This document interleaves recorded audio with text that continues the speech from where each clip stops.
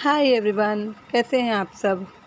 तो आज रिव्यू होगा कभी मैं कभी तुम, जो कि ड्रामा काफ़ी मकबूल है और काफ़ी ज़्यादा लोग इसमें इंटरेस्टेड हैं, देखना चाह रहे हैं और देख भी रहे हैं मेरे ख्याल से। तो जो एपिसोड है जो मंडे और ट्यूसडे को आया, 30 और 31वां एपिसोड, इसका मैं रिव्यू दूंगी अपने तरीके से। ठीक है। तो ये जो पिक्चर्स मैंने लगाए हैं उस हिसाब से आप जान ही जाओगे कि ये जो 21 तारीख को 30वां एपिसोड था, ये तब का है। और वही है कि मुस्तफ़ा है वो लगातार कमाने में ही लगा था, शर्जीना जो थी वो नाराज़ है ना। और जब रबाब वापस आ गई तो वो अपने हस्बैंड को पकड़ने में लगी, यानी उसकी जासूसी, जो पहले भी जासूसी कर छोड़ी थी और पता लग गया था कुछ कुछ, तो तब भी उसके बाद भी जब वो आ गई तो अपने हस्बैंड की यानी जासूसी में लग गई। क्योंकि आधा तो उसको पता चल, ये आधा क्या पूरा ही पता चल चुका है उसको कि उसने क्या क्या किए, पैसे किस तरह कंपनी से उसने घपले किए, है ना, पैसे अलग उठा के रखे जैसे, तो वो उसमें लग गई है। और जो अदील है उसके माँ बाप के साथ में उसका अच्छा तो वैसे भी नहीं था। जिस तरह से रबाब का नेचर है उसका किसी के साथ भी अच्छा नहीं हो सकता।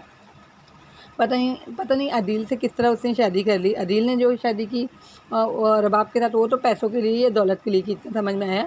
लेकिन रबाब ऐसा नेचर रख के अदील से कैसे प्यार मोहब्बत करके शादी कर सकती है, वो बात कुछ समझ में नहीं आई थी। लेकिन एक स्टोरी के हिसाब से वो हो गया था। चलो ये तो हो गया, कुछ इतना मुझे ख़ास नहीं लगा था जो 30वां एपिसोड था। आप बात करते हैं 22 तारीख को ट्यूसडे का जो 31वां एपिसोड है, तो कुछ उसमें थोड़ा सा दम लगा मुझे। क्योंकि वहाँ जो है मुस्तफ़ा बहुत ज़्यादा भागम भाग में लगा है, मतलब आपको उसका गेम जो है वो आगे बढ़ जाए जो उसने न्यू बनाया है। और शर्जीना का हिसाब किताब मतलब वैसे ही है कि वो नाराज़ी है। और ज़ाहिर सी बात है कि अब मैं यहाँ किसको सही बोलूँ और किसको गलत बोलूँ वो मुझे समझ नहीं लग रही।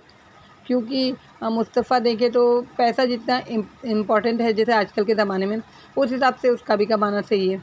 और जैसे जिस तरह वो बिल्कुल ही घर पे ध्यान नहीं दे पा रहा, तो उसके लिए शर्जीना का भी नाराज़ होना बनता है ना। कि वो एक तो बच्चे की आने की खबर सुन के खुश बिल्कुल हुआ नहीं, जिस वजह से शर्जीना को बुरा लगा और वो नाराज़ है।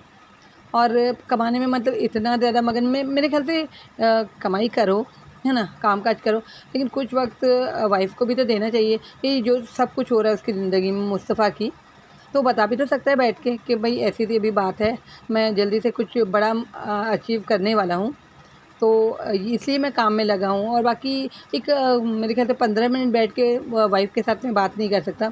और 15 क्या आधा ही घंटा, पूरा दिन 24 घंटे होते हैं उसमें से भी। तो यहाँ अभी क्या बताऊँ मैं, ये है कि मुस्तफ़ा का मुझे थोड़ा सा ज़्यादा लग रहा है इसमें, मतलब जो काम के लिए जो काम के लिए जो उसकी भागम भाग है वो मुझे कुछ ज़्यादा ही लग रही है ना, कुछ ज़्यादा ही मगन हो गया उस तरफ, है ना। कहाँ तो कुछ काम कर ही नहीं रहा था, एकदम निकट्टू था। और शर्जीना ने ही पहले से उसको मतलब सपोर्ट किया, तो उसके सपोर्ट की तो ध्यान रख के उस हिसाब से उसको ट्रीट करना चाहिए, है ना। चलो उसके माँ बाप बुलाते हैं तो वो मोहब्बत में बुलाते हैं शर्जीना के, तो वो अलग बात है। हर बात पे नाराज़ी होता है, यहाँ तक कि जो एपिसोड है उसमें भी जो उसका फ्रेंड होता है दानिश, उसने भी उसको नाराज़ी कह के बुलाया, कुछ ऐसे ही नाम से बुलाया, दुनिया से जो खफा ही रहता है। तो भाई अब होता है, पैसे नहीं भी होते, ऐसे मुश्किल घड़ी आ जाती है, तो क्या अपनी नाराज़गी हर किसी पे थोड़ी उतारेगा बंदा, है ना। तो जो है सही है। अब तो इस एपिसोड में शर्जीना की हालत भी ख़राब हो गई, तबीयत काफ़ी ख़राब थी। पहले से वो परेशान और सोचती हुई थी अपने हस्बैंड के बारे में कि वो बच्चे की वजह से नाखुश हो गया है।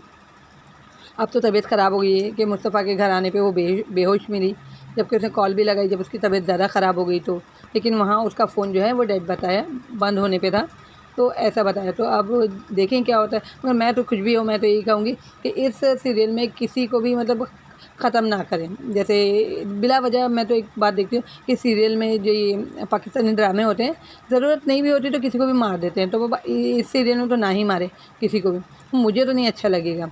क्योंकि सारे जब होते हैं तो अच्छा, एक सीरियल का एंडिंग अच्छा होना चाहिए, और ये भी ख़ात्मे की तरफ है मेरे ख़्याल से, है ना। अभी बस मेरे ख्याल से थोड़े ही एपिसोड होंगे, या कि फिर अभी जो रबाब ने उसके माँ बाप को जो निकाल देगी, तो उसके बाद में उनको भी तो पता चलेगा। अभी तो बहन को पता चला है, यानी फ़ादर ने भी बहन को बताया, मुस्तफ़ा के और अदील के जो फ़ादर हैं उन्होंने मतलब अपनी बेटी को बताया है, उसको भी नहीं पता था। अब ये एक अजीब बात है कि उसको भी नहीं पता, माँ ने उसको भी नहीं बताया, है ना। और आंटी के साथ में तो रबाब जो भी कर रही है, वो बिल्कुल सही करी, क्योंकि इतनी दूर हम बैठे हैं, हमको दिखाई दे जाता है कि क्या गलत क्या सही हो रहा है, पर एक ड्रामे का भी हिसाब होता है ना। अब इसको क्या बोलेंगे, राइटर जैसे जैसे लिखेगा उस तरह से इंसान मतलब कैरेक्टर को पहचानता है ना। तो आंटी का काम ज़रा सा यहाँ पर मतलब मुस्तफ़ा की मम्मी है जो, उनका काम थोड़ा रूखा है और गलत चीज़ को प्रमोट करने वाला, मतलब रबाब गलत ही थी पहले से, तो उसको प्रमोट करना, बेटा उनका गलत था उसको प्रमोट करना, तो उनका किरदार हमको वैसे दिखता है, यानी वो वैसे होते नहीं हैं रियल में। बहुत अच्छे अखलाक की है वो भी, मतलब हंसी मजाक करने वाली लेडी, लेकिन हमको सामने से ऐसे दिखाई देता है कि वो विलन है। तो यहाँ उनका भी बराबर हिसाब है कि अभी रबाब जब निकाल देगी तो गलती का एहसास होना बहुत ज़रूरी है। तो आंटी को गलती का एहसास होगा, फिर मुस्तफ़ा की और शर्जीना की याद आएगी, है ना। तो शायद हो सकता है वहाँ जाएँ भी। अभी बहन को पता चला है तो फिर कुछ आगे बात बढ़े उस बारे में कि घर बिक चुका है, बिल्कुल रास्ते पे आ चुके हैं। जब निकाल दिया जाएगा तो रास्ते पे ही आ जाएंगे। और अदील की मतलब अब जो असलियत पता चली है तो वो माँ बाप की साइड से फिर भी नहीं बोल रहा, मतलब उसको पता है कि उसकी वाइफ़ क्या क्या कर रही है, मगर वो जो है अपनी वाइफ़ की ही साइड है पैसों के लिए। और अब वाइफ़ को भी जो नताशा है मेरे ख्याल से उसका नाम, उसके इयररिंग मिल गए हैं अपनी कार में से। तो अब वो एक मतलब खुफिया नहीं बोलूँगी, सबको बुला के एक पार्टी दे रही है, शायद से बेइज़्ज़त करेगी वो अदील को।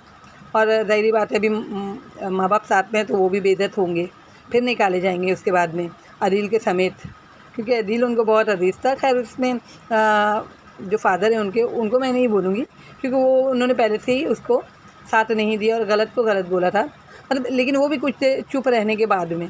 और शायद वो मुस्तफ़ा का भला चाहते थे, शर्जीना का, है ना, कि ऐसा जो टूटा है अगर वो ना हो, तो वो खामोश रह गए।